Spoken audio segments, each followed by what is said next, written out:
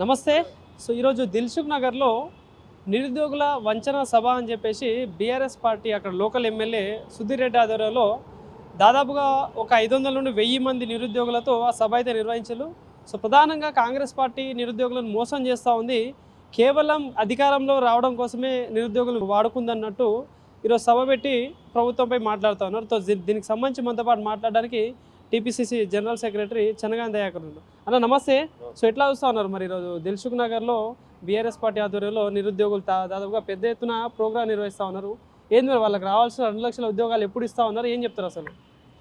ఈరోజు BRS party శాసనసభ్యుడు LB Nagar MLA Sudheer Reddy ఆధ్వర్యంలో నిరుద్యోగుల వంచన కాదు, బీఆర్ఎస్ ముంచిన సభను పెడితే సుధీర్ రెడ్డి బాగుండేది.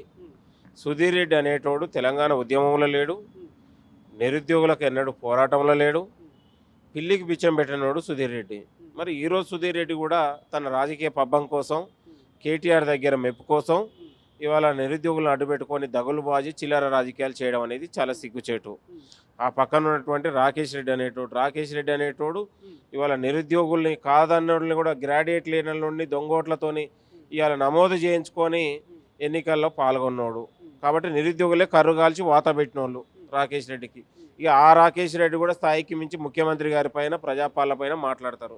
అసలు బీఆర్ఎస్ పార్టీ 10 ఏళ్ళ అధికారం ఉన్నప్పుడు మీ చేతగానితనం వల్ల, మీ అసమర్థ పాలన వల్ల, మీ దద్దమ్మ పాలన వల్ల, మీ చేతగానితనంతో కనీసం గ్రూప్ 1 పరీక్ష కూడా సక్రమంగా నిర్వహించలేని దద్దమ్మలు ఈరోజు ముసలి కన్నీరు గారుస్తే ఎట్లండి? నాకు అర్థం కాకూడదు. 10 ఏళ్ళు మీకు అవకాశం ఇచ్చినప్పుడు మీరు ఏం బీకారు, ఏం చేయగలిగారు? తెలంగాణ రాష్ట్రంలో నిరుద్యోగుల యువత కోసం ఏ ఒక్కరోజైనా మీరు ఒక కార్యక్రమం చేయగలిగారా? ఇవాళ మా ముఖ్యమంత్రి రేవంత్ రెడ్డి గారు ఒక స్కిల్ యూనివర్సిటీ పెట్టాడు తెలంగాణలో నిరుద్యోగుల కోసం. ఇవాళ విద్య ఉపాధి లక్ష్యంతో ఇండస్ట్రీలు డెవలప్ చేస్తూ ఉన్నాడు. విదేశాలకు పోయి దావోస్ లాంటి దేశం వెళ్ళి అక్కడ ఉన్నటువంటి పెట్టుబడులు తీసుకొచ్చి తెలంగాణ యువతకు ఇవాళ ఉద్యోగాల కల్పన కోసం కృషి చేస్తూ ఉన్నాడు. అంటే మీరు ఏ ఒక్కరోజు కూడా మీ యొక్క ప్రభుత్వం 10 ఏళ్ళ అవకాశం ఉన్నప్పుడు నిరుద్యోగుల భవిష్యత్తు కోసం ఏ ఒక్క కార్యక్రమం కూడా ఆలోచన చేయలేదు.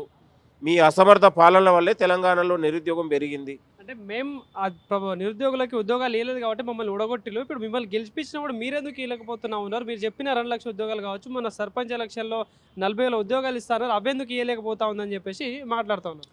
ఇప్పుడు నిరుద్యోగ యువత కాంగ్రెస్ పార్టీని ప్రభుత్వాన్ని అధికారంలో తెచ్చారు కాబట్టి ఏడాదిలోనే మనం బీఆర్ఎస్ హయాంలో నిర్వహించాలని పరీక్షలు కావచ్చు, లీకేజ్ అయిన పరీక్షలు కావచ్చు, అవన్నీ కూడా ప్రజాపాలనలో పారదర్శకంగా నిర్వహించడం ఇవాళ అద్భుతమైన తెలంగాణ నిరుద్యోగుల విశ్వాసాన్ని పెంచే విధంగా ముఖ్యమంత్రి గారు వ్యవహరిస్తూ ఉన్నారు. నిన్ననే జూన్ 2 నోడు విధి విధానాలు ప్రకటించారు. 3 నెలలకోసారి ఉద్యోగ ప్రకటన వస్తుందని. ఇవాళ పరీక్ష గ్యాప్ ఉండే విధంగా ఇవాళ ఉద్యోగాలు కల్పించాలనేది ప్రభుత్వం యొక్క లక్ష్యం. కాబట్టి ఇంకా భారీ ఉద్యోగాల కల్పన కోసం ప్రభుత్వం కృషి చేస్తూ ఉంది. తెలంగాణలో మరిన్ని నోటిఫికేషన్లు రాబోతూ ఉన్నాయి. ఇవాళ బీఆర్ఎస్ నాయకులు, బీజేపీ నాయకులు బట్టలు చెప్పుకున్నంత మాత్రాన తెలంగాణలో ఒరిగేది ఏం లేదు. నిరుద్యోగులకి ఏం చేసిల్లని పాలాభిషేకం చేస్తూ ఉన్నారు అని చెప్పేసి ఈరోజు చాలామంది పరిశీలిస్తూ ఉన్నారు. సో వాళ్ళకేం చెప్తారు? ముఖ్యమంత్రి గారికి ఒక లక్ష్యం ఉంది. తెలంగాణలో నిరుద్యోగులకు విద్యతో పాటు ఉపాధి పెంచాలనేది, ఉద్యోగాలు ప్రైవేట్ రంగాలు, ప్రభుత్వ రంగాలు ఉద్యోగాలు కల్పించాలనేది ముఖ్యమంత్రి గారికి ఒక గొప్ప లక్ష్యం ఉంది. ఆ లక్ష్యాన్ని చెప్పారు కాబట్టే మేము పాలాభిషేకం చేశాం.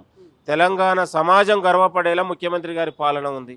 ముఖ్యమంత్రి గారు ఇవాళ దావోస్ పోయినా, జర్మనీ పోయినా, జపాన్ పోయినా, సింగపూర్ పోయినా తెలంగాణ యువత భవిష్యత్తు కోసమే ఆయన ఆలోచన చేస్తూ ఉన్నారు.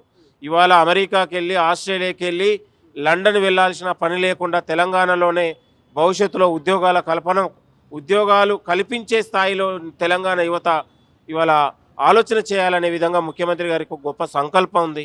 కాబట్టి ఇన్ని ఆలోచనలు చూసినాం కాబట్టి ముఖ్యమంత్రి గారికి పాలాభిషేకం చేస్తాం. ఇంకేదైనా కూడా మేము ముఖ్యమంత్రి గారికి సపోర్ట్ చేయాలి. ఇలా బీఆర్ఎస్ నాయకులు ముంచిన సభ పెట్టారు. అదే నిరుద్యోగులు, లక్షలాది మంది నిరుద్యోగులతో కూడా ముఖ్యమంత్రి గారికి కృతజ్ఞత సభ కూడా పెడతాం. అంటే కేవలం రాజకీయంగా మెప్పు కోసమే ఇవన్నీ కార్యక్రమాలు చేస్తూ ఉన్నారు. అదే పాలాభిషేకాలు చిక్కడపల్లి లైబ్రరీ కావచ్చు, దిల్సుఖ్ నగర్కి వచ్చి చేయగలరా కాంగ్రెస్ పార్టీ నాయకులు అంటూ ప్రశ్నిస్తూ ఉన్నారు. వాళ్ళకేం చెప్తారు? మేము తెలంగాణ యువత పోరాటాలు, న్యాయబద్ధమైన డిమాండ్లను ప్రభుత్వం అంగీకరిస్తుంది ఎప్పుడు కూడా. వాళ్ళని మేము ఎప్పుడు కూడా తప్పుపట్టట్లేదు. వాళ్ళ కార్యక్రమాలు, పోరాటాలను వాళ్ళందరూ కూడా మా అన్నలు, తమ్ముళ్ళు, నిరుద్యోగ యువత కూడా. కానీ నిరుద్యోగుల పేరుతో నిరుద్యోగులకు నయవంచన చేసి ఉద్యోగాలు ఇవ్వకుండా వాళ్ళ జీవితాలతో చెలగాటమడి 10 ఏళ్ల పాటు ఉన్నటువంటి ఈ బీఆర్ఎస్ దొంగల మీదనే మాకు వ్యతిరేకత తప్ప బీఆర్ఎస్ పార్టీ మీద వ్యతిరేకత తప్ప ఇంకో కాదు. దయచేసి తెలంగాణ యువత నిరుద్యోగులారా అసలు మోసం చేసినటువంటి ఈ దొంగల్ని దగ్గరికి రానియొద్దని కూడా కోరుతా ఉన్నాం. సో నిరుద్యోగులు గమనించాల్సిన అవసరం ఉంది. బీఆర్ఎస్ పార్టీ నాయకుల ట్రాప్లో పడకండి. కాంగ్రెస్ పార్టీ చిత్తశుద్ధితో ఉంది. కంపల్సరీ ఉద్యోగాలు ఇచ్చే కార్యక్రమంలోనే ప్రభుత్వం ముందుకెళ్తా ఉంది. కేవలం రాజకీయంగా ఎదగడం కోసమే ఇలాంటి రెచ్చగొట్టే ప్రయత్నాలు చేస్తూ ఉన్నారు బీఆర్ఎస్ పార్టీ నాయకులు అని చెప్పేసి కూడా TPCC general secretary Chenagani Dayakar గారు చెప్తున్న పరిస్థితి కనిపిస్తూ ఉంది.